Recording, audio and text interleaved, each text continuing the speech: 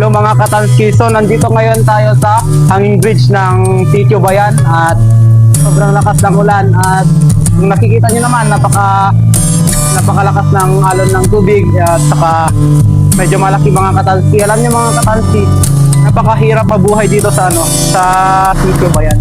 Alam nyo kung bakit napakahirap mga Katanski? Isa lang una, yung daanan, napakahirap.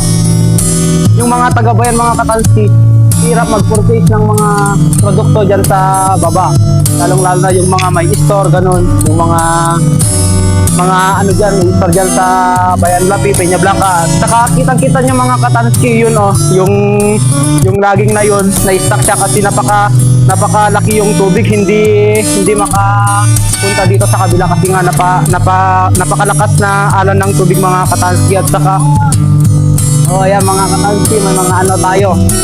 Yan, pakita natin kung gaano kalakas ang alon mga Katanski. Yan. Ayan mga Katanski, nandito pala mga ano pala tayo dito mga Katanski. Yan. Mahirap ang daanan dito mga Katanski, promise lang. Lalo na sa mga estudyante mga Katanski. Galing pa sila dyan sa Bayan. Tapos pupunta sila dyan sa baba sa Imurong para mag-aral. Naglalakad sila mga Katanski, napakahirap ang daan, promise. Lalo na ngayon mga Katanski, umulan, napakalakas umulan mga Katanski, napakahirap talaga.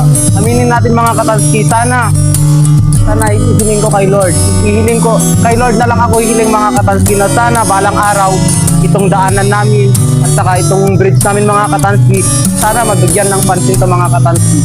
Yan lang yung hiling namin dito mga Katanski, para naman maranasan namin kung gaano kaganda at para hindi namin yung hirap ng daan mga Katanski. Yun lang mga Katanski.